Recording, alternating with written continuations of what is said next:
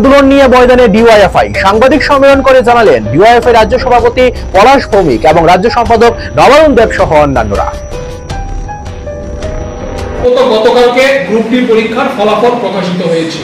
Fire service, police constable, নানান পদে বছরের পর বছর ধরে নিয়োগ প্রক্রিয়া ঝুলিয়ে রাখা হয়েছে।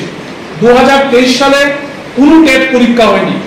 আজকে 2024-এর সেপ্টেম্বর মাস, এখনো পর্যন্ত টেট পরীক্ষা নেওয়ার কোনো খবর নেই। বিভিন্ন দপ্তরগুলোতে একই অবস্থা।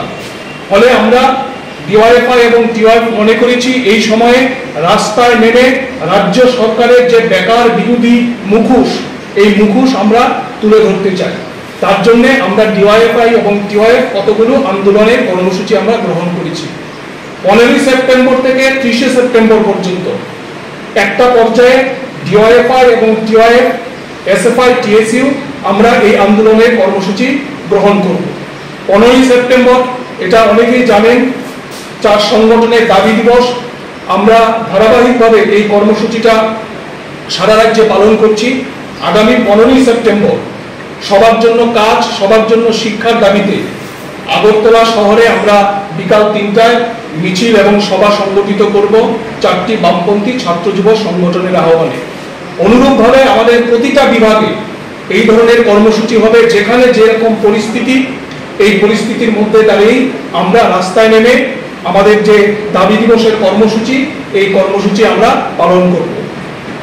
20 এবং 21 সেপ্টেম্বর এই 2 দিন ব্যাপী আমাদের রাজ্যের 8টি জেলার 8 জন যে ডিএম, এই ডিএম এর নিকট ডিওয়াইএফআই এবং টিওয়াইএফ আমরা ডেপুটেশন প্রদান করব রাজ্য সরকারের উদ্দেশ্যে। মূলত 3টা দাবি: সমস্ত শূন্যপদ অবিলম্বে পূরণ করা, আউটসোর্সিং প্রথা বাতিল করা এবং এই যে বছরের পর বছর নিয়োগ প্রক্রিয়াকে ঝুলিয়ে রাখা হচ্ছে, অবিলম্বে এই তালবাহানা বন্ধ করে দ্রুত নিয়োগের ব্যবস্থা করা। এই 3টি দাবি নিয়ে আমরা 20 এবং 21 সেপ্টেম্বর 8 জন জেলা শাসকের নিকট আমরা গণডেপুটেশন প্রদান করব রাজ্য সরকারের উদ্দেশ্যে। 26 এবং 27 সেপ্টেম্বর এই 2 দিন ব্যাপী আমাদের ডিওয়াইএফআই এবং টিওয়াইএফ এর প্রতিটা ইউনিট এলাকায় আমরা কর্মসংস্থানের যে জ্বলন্ত ইস্যু, এই জ্বলন্ত ইস্যু নিয়ে আমরা পোস্টারিং কর্মসূচি গ্রহণ করব।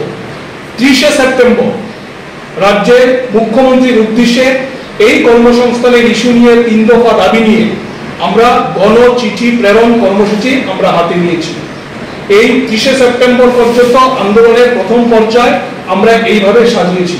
পুজোর পরে, শারদ উৎসবের পরে আমরা দ্বিতীয় পর্যায়ে আন্দোলন কর্মসূচি গ্রহণ করব এবং এই দ্বিতীয় পর্যায়ের আন্দোলন কর্মসূচি শুরু হবে আগরতলা শহরে একটা গণকনভেনশনের মধ্য দিয়ে, যেখানে গণকনভেনশনে আমাদের সমাজের সমস্ত অংশের মানুষ, সমস্ত পেশার মানুষ, বিশিষ্ট জনেরা এই গণ অবস্থানে উপস্থিত থাকবেন এবং তাদের সামনে কর্মসংস্থানের যে বেহাল চিত্র, এই বেহাল চিত্র আমরা তাদের সামনে